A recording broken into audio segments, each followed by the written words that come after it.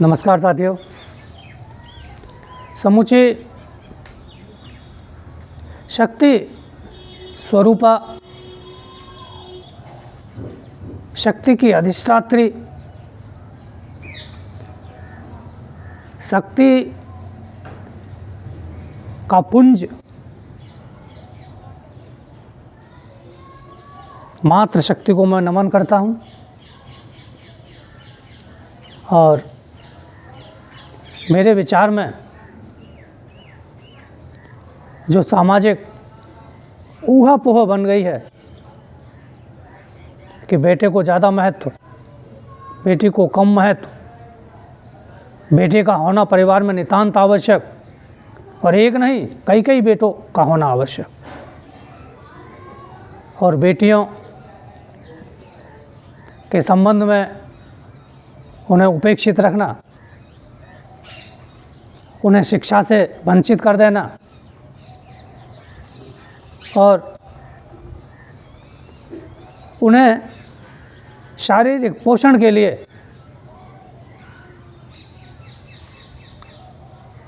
बेटे की अपेक्षा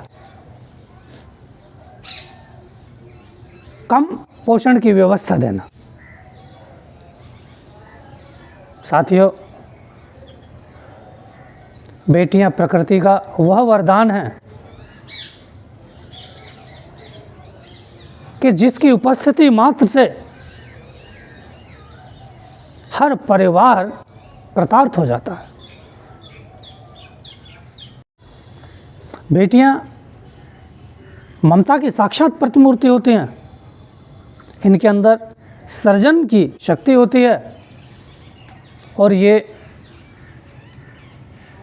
प्रकृति की व्यवस्था में अतुलनीय योगदान देती हैं। इन्हीं के माध्यम से भावी पीढ़ी संस्कारवान होती है। इसीलिए हमें इनका रक्षण, इनके अस्तित्व की रक्षा और इनके सम्मान की रक्षा करनी होगी।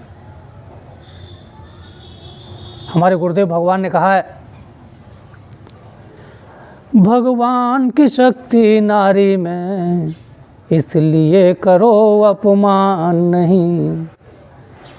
हमको जब ये ज्ञात होता है, गर्भाशय में कन्या आई, हम गर्भपात करवाते हैं, हा महापाप यह दुखदाई।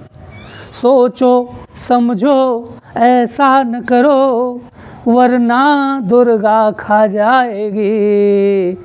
सुत भार्या को पुत्री समझो, घर में जब शांति आएगी। भाइयों, वास्तव में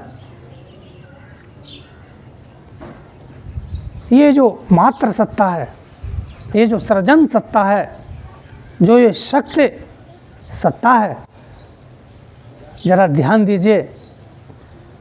शिव से अगर मात्रा आप हटा दीजिए तो शिव शव बन जाता है। अर्थात सारी की सारी चेतना जो दिखाई देती है वह इस शक्ति सत्ता के द्वारा ही निर्मित है।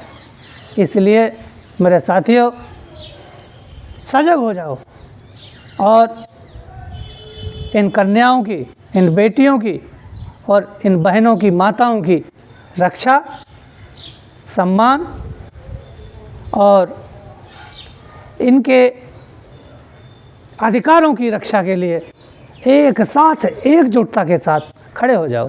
श्री राधे राधे।